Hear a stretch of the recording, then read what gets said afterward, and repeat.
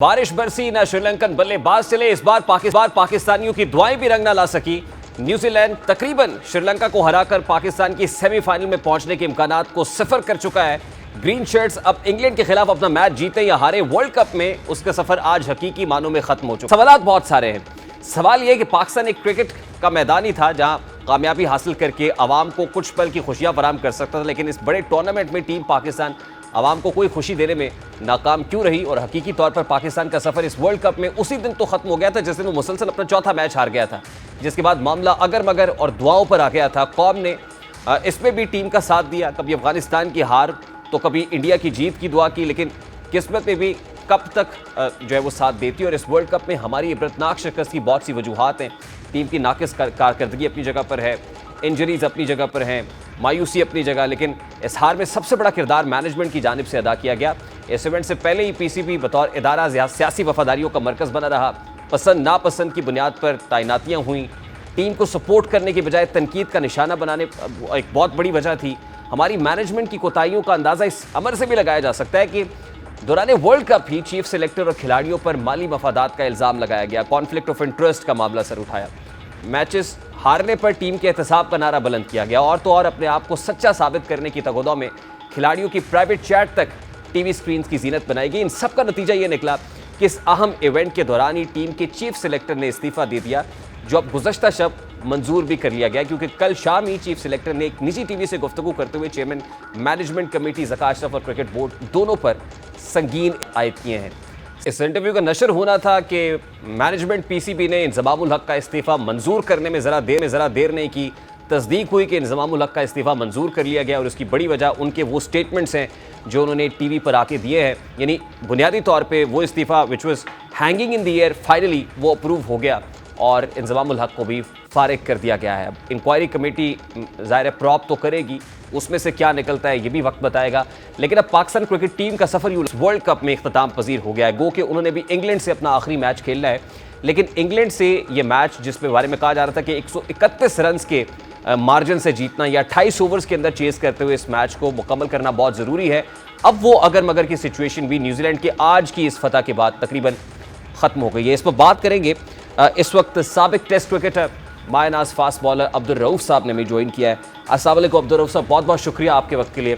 जी वालेकुम। गुज़श्ता रोज़ हम बात कर रहे थे कि आज का मैच जो है वो ये तयन कर देगा कि अगर मगर की कैफियत में भी हमने रहना है या this is going to be the last nail in the coffin. देखिए, मेरा ख्याल है कि जो हमारी कौम है उसकी जो एक्सपेक्टेशन बहुत ज़्यादा होती हैं तो उनका सफ़र कभी भी ख़त्म नहीं होता। हालांकि आज उसके बाद पाकिस्तान के लिए ये बहुत ही एक टफ़ हो जाएगा कि 244 रन से या तो इंग्लैंड को शिकस्त दें या फिर जितना भी इंग्लैंड टारगेट करे उसको 16 या 17 ओवर में चेज़ करे। दीवाने का ख्वाब ही हो सकता है। तो इसमें देखिए कि जो एक्सपेक्टेशन इसलिए अलाइव है कि जो लास्ट इनिंग मैक्सवेल ने खेली है, जो ऑस्ट्रेलिया 91 फॉर 7 थी और 200 रन करके उन्होंने ऑस्ट्रेलिया को मैच जितवा दिया और एक नामुमकिन को उन्होंने मुमकिन बना दिया। तो हमारी कौम भी इसी एक्सपेक्टेशन के सहारे अभी तक अलाइव है इस वर्ल्ड कप में कि शायद हमारी तरफ से भी कोई ऐसा मिरेकल हो कि हम भी कोई इतनी बड़ी इनिंग खेल कर दोबारा। अच्छा, वो मिरेकल कैसे होगा बताइएगा कि क्या मतलब 244 के मार्जिन से हमने इंग्लैंड को शिकस्त देनी है? 244 रन के मार्जिन से, तो क्या हम 500 रन का पहाड़ खड़ा करेंगे तो उसके बाद इंग्लैंड से एक्सपेक्ट करेंगे कि वो 250 240 पे आउट हो जाए? हाँ, देखिए यही है मेरा ख्याल है कि अगर पाकिस्तान कोई 375 या 380 रन करता है, पहले बैटिंग अगर पाकिस्तान की आती है और उसके बाद जो इंग्लैंड की टीम है उसको 100 रन पे या उससे नीचे आउट करता है तो फिर पाकिस्तान के चांसेस बन सकते हैं। अगर इंग्लैंड पहले बैटिंग करता है, पाकिस्तान उनको आउट करता 200 पे या 250 पे या इस तरह किसी भी टारगेट पे, तो वो पाकिस्तान को 16 ओवर या 17 ओवर में चेज़ करना पड़ेगा।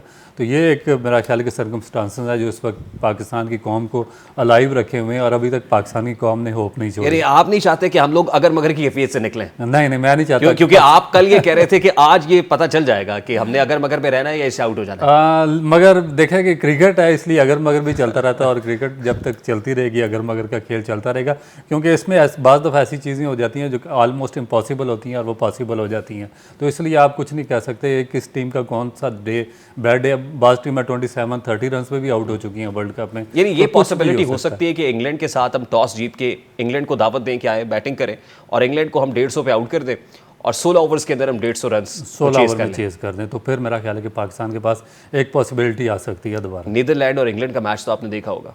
जी बिल्कुल 160 डोंट यू रन से थिंक कि इंग्लैंड ने कम बैक किया उसमें बड़ा स्ट्रांगली कम बैक हुआ है? अब देखिए इंग्लैंड की टीम मेरी तो बिल्कुल फेवरेट टीम थी जब इन्होंने इस टूर्नामेंट के शुरू में आए थे। जिस तरह उन्होंने एशेज़ खेली या उससे पहले जो पाकिस्तान का टूर किया 7 मैचेस में उन्होंने पाकिस्तान को बड़ा एक कंप्रीहेंसिवली उनकी विक्ट्री थी पाकिस्तान के खिलाफ। फिर जो T20 वर्ल्ड कप हुआ उसमें इंग्लैंड फाइनल जीता है। तो उनकी टीम बहुत बैलेंस थी, उनके पास जो रूट्स, बटलर, स्टोक्स और इस तरह के टॉप क्लास बैट्समैन थे।